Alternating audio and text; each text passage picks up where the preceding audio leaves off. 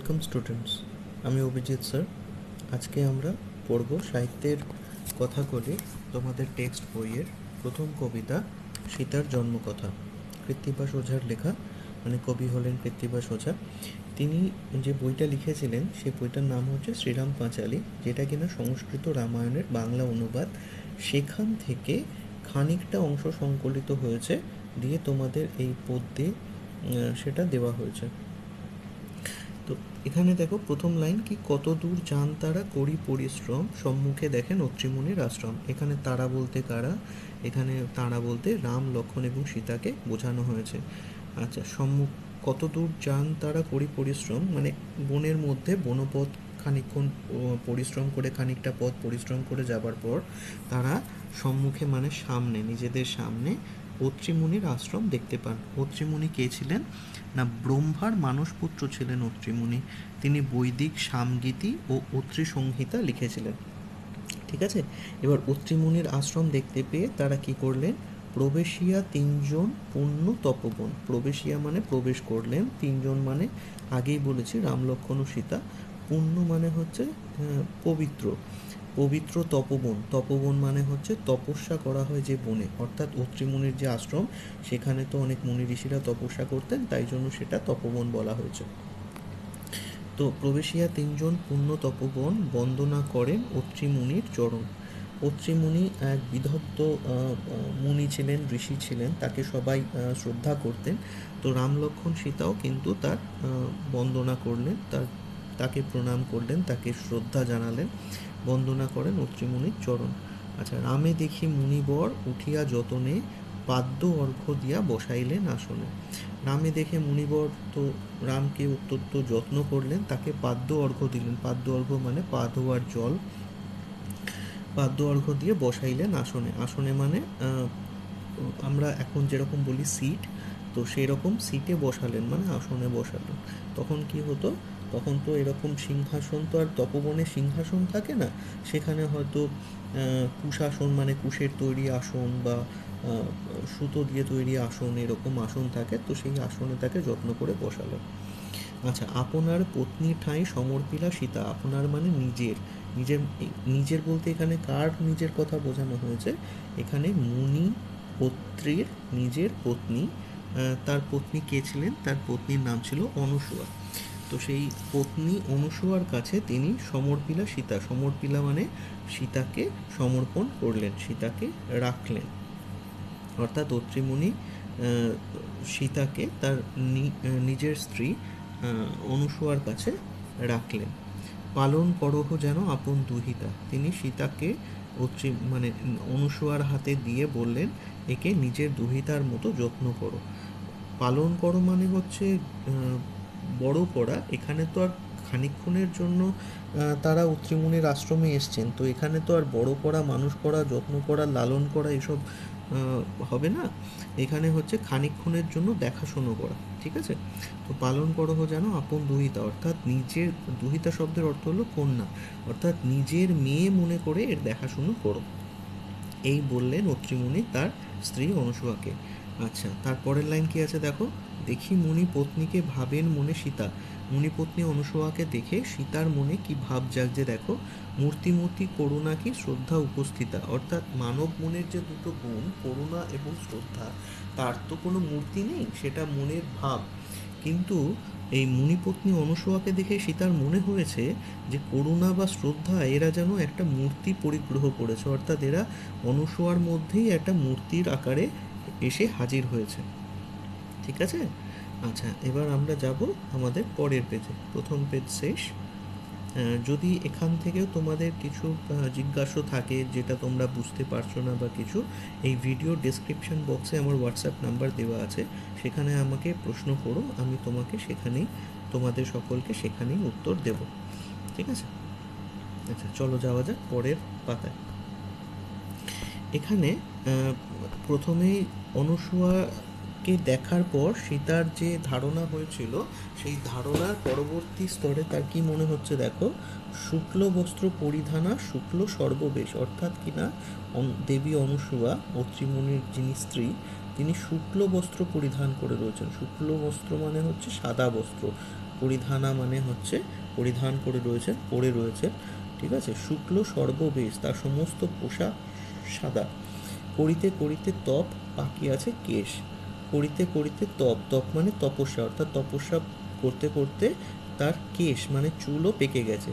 তপস্যা করিয়া মূর্তি ধরেন তপস্যা। তো তার এই শুদ্ধ, শুক্ল, পবিত্র, পূর্ণ রূপ দেখে সীতার মনে হচ্ছে যেন তপস্যা নিজে রূপ ধারণ করেছেন অনসূয়ার মধ্যে, ঠিক আছে। লোকে তপস্যা করে দেব বা দেবীর দেখা পাওয়ার জন্য, কিন্তু সীতা মনে করেছেন যে তপস্যা যেন নিজেই রূপ ধারণ করেছেন দেবী অনুসূয়ার মধ্যে, ঠিক আছে। তার আরও কি মনে হয়েছে? তার আরও মনে হয়েছে জ্ঞান হয় গায়ত্রীকে সবার নমস্যা। গায়ত্রী হচ্ছেন বেদের দেবী। তো অনুসূয়াকে দেখে, দেবী অনুসূয়াকে দেখে, মণিপত্নী অনুসূয়াকে দেখে সীতার মনে হচ্ছে তিনি হয়তো বা দেবী গায়ত্রীর তুল্য, অর্থাৎ বেদের যে দেবী গায়ত্রী তার সঙ্গে তিনি তুল্য, এবং তিনি সকলের নমস্যা অর্থাৎ নমস্কারের যোগ্য। কৃতাঞ্জলি নমস্কার করিলেন সীতা। কৃতাঞ্জলি মানে হাত জোর করে নমস্কার করলেন সীতা, আশীর্বাদ করলেন অত্রির বনিতা। তো সীতা নমস্কার করলেন যখন, তখন অত্রির বনিতা, বনিতা শব্দের অর্থ হলো স্ত্রী, তো অত্রির বনিতা এখানে অনুসূয়া, তিনি কি করলেন? সীতাকে আশীর্বাদ করলেন, ঠিক আছে। মুনিপত্নী বসাইয়া সম্মুখে সীতারে, কহেন মধুর বাক্য প্রফুল্ল অন্তরে। মুনিপত্নী অনুসূয়া তার সামনে সীতাকে বসিয়ে, সম্মুখে মানে সামনে, কহেন মধুর বাক্য অর্থাৎ মিষ্টি মিষ্টি কথায় বাক্যালাপ করতে থাকেন, আলাপ করতে থাকেন, এবং তার মনটা যে অত্যন্ত প্রফুল্ল, মানে সীতাকে পেয়ে তিনি যে অত্যন্ত আনন্দিত হয়েছেন, প্রফুল্ল শব্দের অর্থ হলো আনন্দিত, অন্তর মানে হচ্ছে মন। তো সীতাকে পেয়ে যে মনে মনে তিনি অত্যন্ত আনন্দিত হয়েছেন সেটা তার মধুর বাক্যের মধ্যে দিয়ে প্রকাশ পাচ্ছিল। তো সেইখানে তারপরে আমরা কি দেখছি, দেখুন কবি লিখছেন, রাজকুলে জন্মিয়া পড়িলে রাজকুলে, দুই কুলে উজ্জ্বল করিলা গুণে শিলে। আচ্ছা, এখানে রাজকুলে জন্মালো মানে হচ্ছে সীতার কথা বলা হয়েছে, তিনি রাজবংশে জন্মেছিলেন। কুল মানে হচ্ছে বংশ, রাজকুলে মানে রাজবংশে তিনি জন্মেছিলেন। তিনি মিথিলার রাজা জনকের কন্যা ছিলেন, তার মানে তিনি রাজবংশে জন্মেছিলেন। আবার পড়েছেনও রাজকুলে, অর্থাৎ বিয়ের পর তিনি অযোধ্যার রাজা দশরথের জ্যেষ্ঠ পুত্র রামের সঙ্গে তার বিয়ে হয়েছে, তার মানে তার বিয়েও হয়েছে রাজবংশে, সেই জন্যই কথাটা বলা হয়েছে রাজকুলে জন্মিয়া পড়িলা রাজকুলে, দুই কুলে উজ্জ্বল করিলা গুণে শিলে। গুণ মানে জানো, যেটা মানুষের একটা মানুষকে সকলের থেকে আলাদা করে সেটা হচ্ছে তার কোয়ালিটি বা তার গুণ, আর শীল মানে হচ্ছে তার ধৈর্য বা স্থৈর্য, ঠিক আছে। তো এই দুই কুল, এই দুই রাজবংশকে তিনি তার গুণ দিয়ে, তার ধৈর্য দিয়ে, তার স্থৈর্য দিয়ে তিনি দুই কুলকে উজ্জ্বল করেছেন, দুই কুলের নাম উজ্জ্বল করেছেন। এসব সম্পদ ছাড়ি প্রতিসঙ্গে যায়। তো রাজবংশে জন্ম, রাজবংশে বিয়ে হয়েছে, তার তো অত্যন্ত অভিজাতের মতো থাকা উচিত, অর্থাৎ অনেক অনেক সম্পদের মধ্যে থাকা উচিত, অনেক বিলাসিতার মধ্যে থাকা উচিত, কিন্তু এই সমস্ত কিছু ছেড়ে সে বোনের সঙ্গে, সে পতির সঙ্গে বনবাসে চলে এসেছে।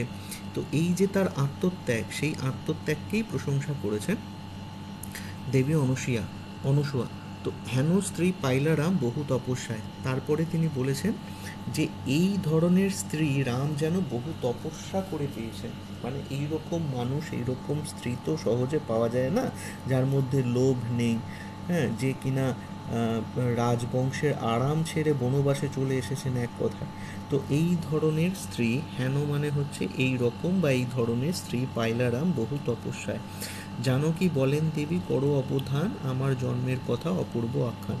এরপরে জানকী বলছেন, এতক্ষণ নিজেদের মধ্যে কথাবার্তা বলছেন অনুসূয়া এবং সীতা দেবী। তো জানকী সীতা দেবীর আর এক নাম, যেহেতু তিনি জনক রাজার কন্যা তাই তাকে জানকী বলা হয়। জানকী বলেন দেবী, এখানে দেবী বলতে দেবী অনুসূয়াকে বোঝানো হয়েছে। অবধান শব্দের অর্থ হলো শোনা। তো জানকী দেবীকে বলছে আপনি শুনুন আমার জন্মের কথা অপূর্ব আখ্যান। আখ্যান মানে হচ্ছে কাহিনী, আমার জন্মের অপূর্ব কাহিনী আপনি শুনুন। একদিন রাজর্ষি জনক যবে খেতে, উঠিল আমার তনু লাঙ্গল চষিতে। তো সেই কাহিনী অনুযায়ী সীতাদেবী কি বলছেন, একদিন রাজর্ষি, রাজর্ষি মানে রাজা হয়েও যিনি ঋষি, অর্থাৎ রাজা হওয়া সত্ত্বেও যিনি ঋষির মতো জীবনযাপন করেন, সৎ জীবনযাপন করেন, তাকে রাজর্ষি বলে। এখানে রাজর্ষি জনককে বোঝানো হয়েছে। তো তিনি যখন ক্ষেত মানে হচ্ছে ফিল্ড, যেখানে হচ্ছে কিনা ফসল ফলে, যেখানে চাষ করা হয়। তো একদিন রাজর্ষি জনক যবে রাজর্ষি জনক ক্ষেতে চাষ করছিলেন, সেই সময় উঠিল আমার তনু লাঙ্গল চষিতে। রাজা নিজে লাঙ্গল চাষ করছিলেন, ভাবতে পারো? মানে তিনি, এই যে একটু আগে আমরা বললাম রাজা হয়েও যিনি ঋষির জীবনযাপন করেন, রাজা হওয়া সত্ত্বেও তিনি কতটা সাধারণ জীবনযাপন করতেন, নিজে তিনি লাঙ্গল চাষ করছিলেন মাঠে। এই রকম সময় এইভাবে হয় মম জন্ম মহিতলে। ঠিক আছে, এই রকম সময় কি হলো না, লাঙল চাষ করার সময় লাঙলের ফলাতে মাটির তলা ভেতর থেকে সীতা দেবীর যে ছোট্ট শিশু দেহ সেটা উঠে আসে। এইভাবে হয় মম জন্ম মহিতলে। মম শব্দের অর্থ হলো আমার, জন্ম মানে তো জানো বার্থ, মহিতলে মানে পৃথিবীতে। সীতা দেবীর এইভাবে পৃথিবীতে জন্ম হয়।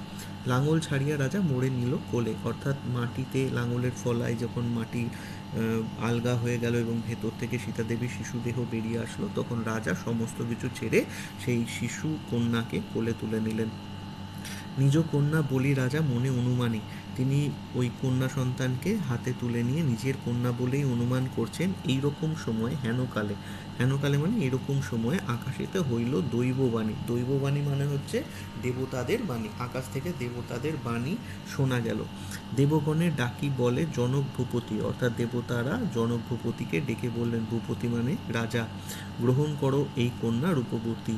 তোমার গ্রহণ করো, অর্থাৎ এই কন্যাকে আপন করে নাও, গ্রহণ করে নাও এই কন্যা রূপবতী অর্থাৎ সুন্দরী।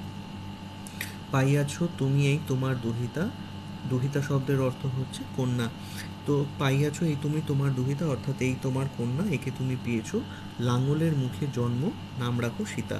তো দেবতারাই বলে দিলেন লাঙলের ফলায় যেহেতু এর জন্ম, লাঙলের ফলার আর এক নাম সীতা, তো লাঙলের মুখে জন্ম বলে এর নাম রাখো সীতা।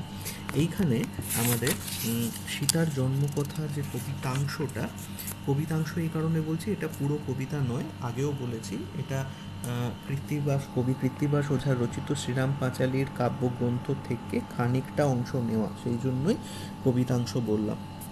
তো কবিতাংশ পাঠটা এখানে শেষ হলো। এর যে প্রশ্ন উত্তর এটা আমরা করব পরের ক্লাসে। তো দেখা হবে পরের ক্লাসে। Till then, lots of love and happiness, take care, by.